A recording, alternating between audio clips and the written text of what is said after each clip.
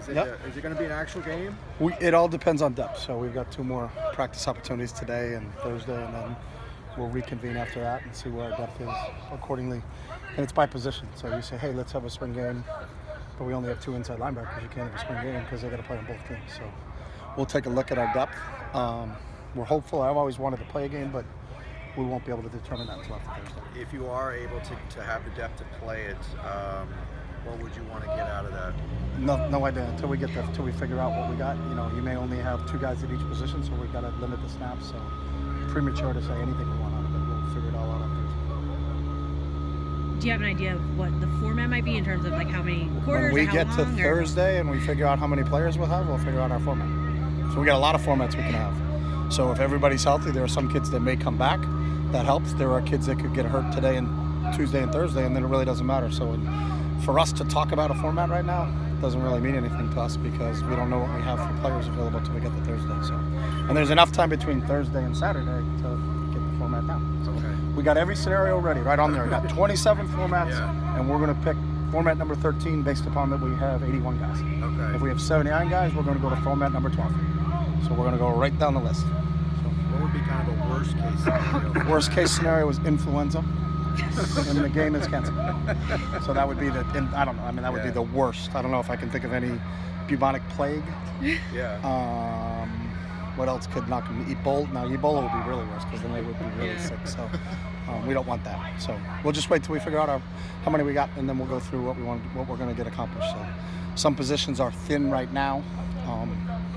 But you don't know. Some got a lot of depth, and I've been places where the thin players get 2 guys back, and then the 2 positions you thought were no issue, all of a sudden 2 guys sprain an ankle, and then they're not going to play in the game, and we're not going to go. So we'll see how the process itself will play out in these next 2 practices. And we got enough time from Thursday after 10 o'clock till Saturday to put together what we're going to put together. So.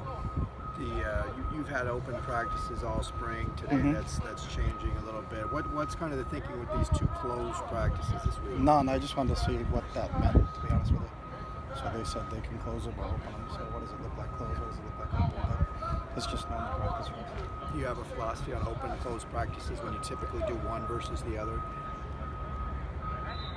You lost me on that one. What would make you decide to close? Well, when you're practice? playing a game and you're getting ready to play an opponent. Right. That's when you close things. But we're not playing a game. We're just playing a game against each other. So. But what about like fall camp? Have you made a decision on that yet? No, we'll wait till we get to that point.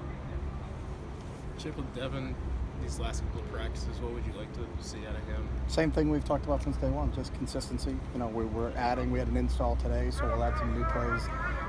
See what he gets a feel and a flavor for. But the biggest thing with a quarterback is just consistency. You know, that you know what you have and what are his strengths.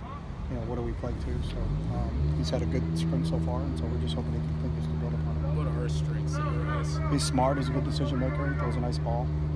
He doesn't get flustered. He's a very calm kid. You know, he's very steady in his approach to the game. So he's intelligent. So there's a lot of good qualities with that.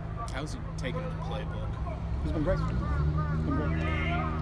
Has anyone who started spring with you guys left the team or asked for their release?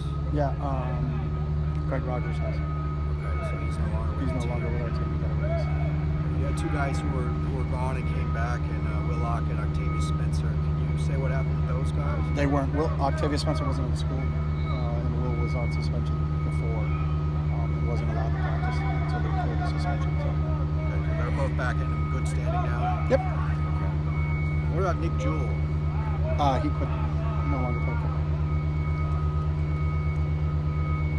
Any graduate transfer things you can tell us? No. Not until they get admitted to school and sign paperwork. If that were to happen, I don't deal in hypotheticals. What about Paco Perez? We didn't ask you about him. Is he no longer I don't with the think team? he's ever been with. I've never met Paco Perez. Okay. So. Any other questions? what do you envision for the quarterback battle once it comes to the fall camp? I don't really care. Best quarterback plays. So I think it's silly to kind of say I'd like for a battle to be this or a battle to be that. I don't. Just the best guy will play, and who emerges through the amount of opportunities we have to train between now and our first game. So, but I think it's silly if a coach says I would like for this to happen or that to happen. I mean, Ideally, if you want to. The reason I don't answer hypothetical questions is I would like for an all-pro quarterback to emerge tomorrow that will last 20 years in the NFL and win 17 Super Bowls.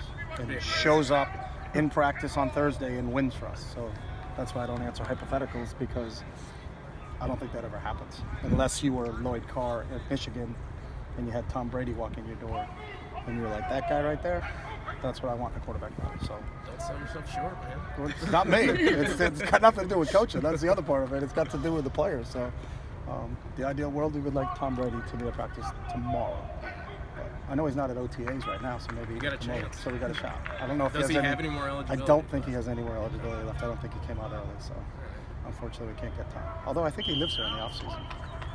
So maybe we can put some feelers out. You guys had Rick Neuheisel talk to the team on Saturday. Can you share kind of what his message was? And Yeah, I mean, having he's him- just a famous Bruin alum. I mean, he's got such a great knowledge of this place. He came here as a walk-on, ended up as the Rose Bowl MVP, then went on to play professional football for a little bit, then got an NCAA post-grad scholarship and passed his law degree, graduated and got a law degree, and then got into coaching, was a head coach at Colorado and Washington and here. And, you know, people like that we're extremely proud of. You know, that's what he's one of them. The most famous Bruins, especially when it comes to football. And when you combine football and academics and you look what Rick did in his career, it was kind of a no-brainer to have him come back and talk to our players about what his experience was like here as a player and as a coach. And he did a great job and gave a great message to our players. Okay. All right, guys.